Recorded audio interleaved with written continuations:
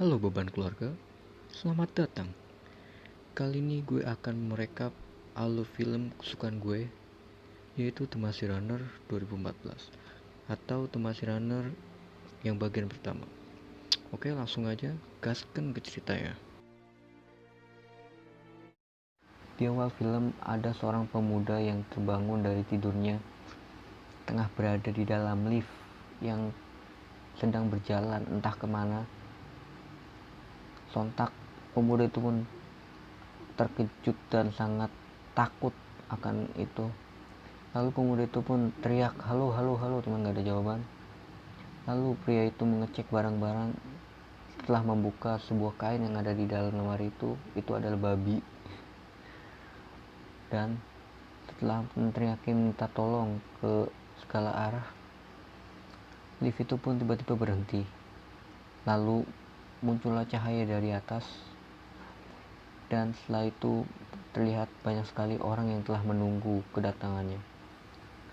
Dan ada seorang pria yang menarik pemuda itu untuk ke atas.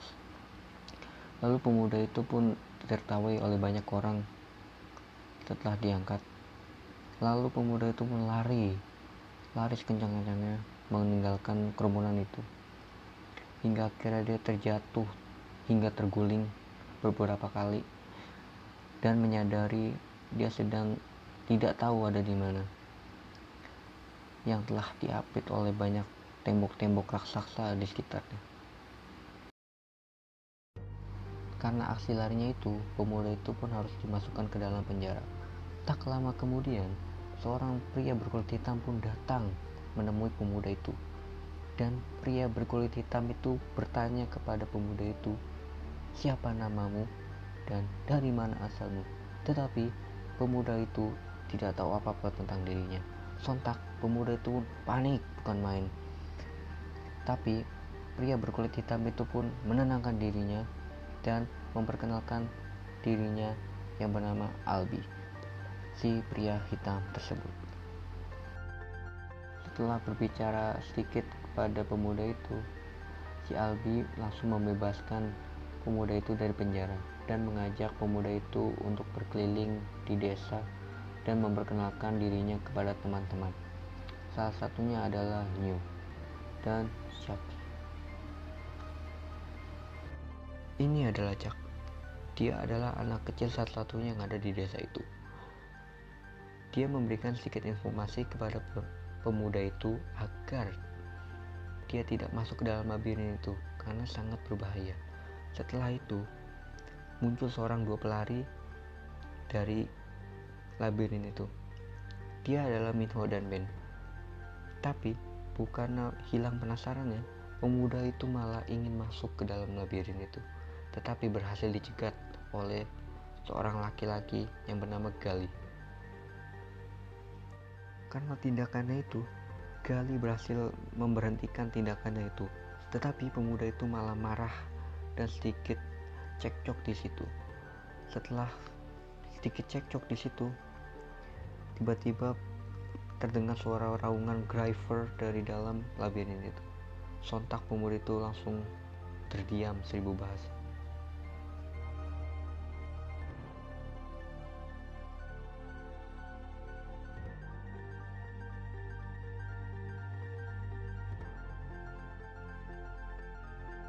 Dan malam tiba. Di malam itu sedang mengadakan suatu pesta kedatangan pendatang baru, dan di situ si Gali dan pemuda itu sedikit mengadu kemampuan siapa yang lebih kuat di antara mereka berdua. Tetapi karena Gali memiliki fisik yang sangat tangguh dan tinggi, pemuda itu berhasil dikalahkan dengan mudah. Tetapi pemuda itu terjatuh dan terbentur kepalanya sehingga dia dapat mengingat namanya kembali.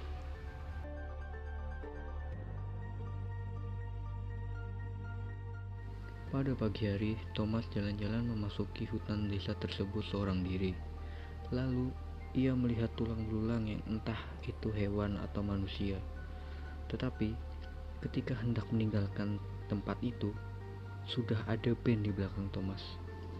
Dan Ben ternyata telah tersengat oleh makhluk yang ada di labirin itu. Dan seketika Ben langsung menyerang Thomas. Tetapi Thomas berhasil kabur dan memanggil bantuan kepada teman-temannya.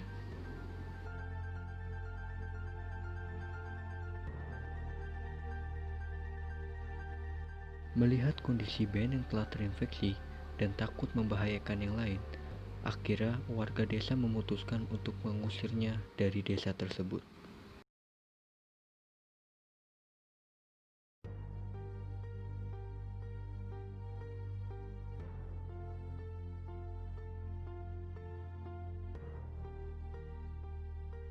Keesokan harinya, warga desa dibuat resah oleh dua para pelari yang tak kunjung kembali ke desa, yang dimana hari sudah mulai gelap, dan gerbang temboknya sebentar lagi akan menutup secara otomatis. Detik-detik gerbang tembok itu akan menutup, dua pelari itu muncul, tetapi salah satu dari mereka ada yang terluka. Karena Albi terluka, para pelari itu tidak sanggup sampai desa. Tetapi dengan cekatan, si Thomas berlari mengarah Minho dan Albi untuk membantu mereka. Karena Albi terinfeksi dan tak sadarkan diri, terpaksa Minho dan Thomas mengikatnya di tembok agar tidak termakan oleh monster labirin itu. Saat hendak mengikat, di sekitar mereka sudah ada monster yang mendekat ke arah mereka. Belum sempat mengikat, Minho udah lari ngibrit duluan. Tapi Thomas dengan beraninya bersembunyi di balik tembok itu. Dan mereka berdua pun selamat dari incaran monster itu. Saat berhasil bersembunyi, Thomas pun mencari Minho. Malangnya, Thomas diuber oleh monster itu hingga akhirnya terjebak.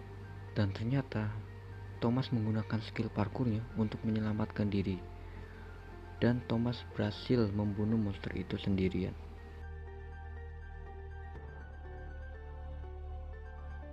Karena Thomas melanggar, telah memasuki labirin itu, Gali meminta Newt untuk menghukumnya. Dan Newt menghukum Thomas di penjara selama semalam tanpa makan. Karena mereka penasaran dengan monster labirin itu, mereka memutuskan untuk balik lagi ke tempat mayat monster itu mati. Lalu menemukan sebuah kapsul yang menandakan kode, entah kode apa itu. Setelah itu bunyi kode tanda lift datang berbunyi. Lalu mereka berbondong-bondong untuk menyaksikan persediaan apa yang datang hari ini. Dan ternyata isinya tidak ada bahan pangan, melainkan hanya seorang gadis dengan tulisan di tangannya. Setelah sadar, wanita yang ada di lift itu berinteraksi dengan Thomas. Dengan was-was, gadis itu mempersenjatai dirinya dengan golok. Tetapi gadis itu memperkenalkan dirinya. Dirinya ialah Teresa. Malamnya, Thomas yang sedang menjalankan hukuman dari Newt didatangi oleh Chuck yang membawa makanan untuk si Thomas agar esok bisa menjalankan misi dengan baik. Alangkah baiknya, Chuck. Besoknya, Minho dan Thomas pergi masuk lagi ke dalam labirin itu. Dan alangkah terkejutnya, mereka menemukan titik jalan keluar yang diarahkan oleh kapsul tersebut. Setelah menemukan titik jalan keluar, malamnya semua gerbang tidak tertutup secara otomatis, melainkan terbuka semua. Lalu semua pun panik karena monster terus berdatangan, hingga akhirnya desa pun rusuh dan semua orang berhamburan, hingga banyak sekali korban jiwa di sana. Setelah kekacauan itu, Gali datang menghampiri Thomas, lalu memukulnya dan menyalahkan ini semua adalah salah Thomas. Karena kejadian semalam, Thomas dan Teresa diikat dekat gerbang, lalu dibuat tumbal. Tetapi banyak yang tidak setuju dengan perbuatan Gali tersebut. Thomas dan kelompoknya berusaha untuk keluar dari tempat itu, tetapi Gali memutuskan untuk menetap di situ. Kelompok Thomas berhasil sampai titik jalan keluar dan berhasil selamat sebagian, dan sebagian lagi tewas mengenaskan. Setelah itu tak lama kemudian muncul Gali dari belakang membawa pistol dengan mengancam si Thomas, tetapi Minho berhasil menusukkan tombak ke jantungnya. Tetapi refleks menembak si Gali mengenai Chuck, dan Chuck pun tewas terkena tembakan di jantungnya. Kemudian setelah itu tak lama kemudian regu penyelamat tiba yang akan membawa mereka ke suatu tempat, entah itu di mana.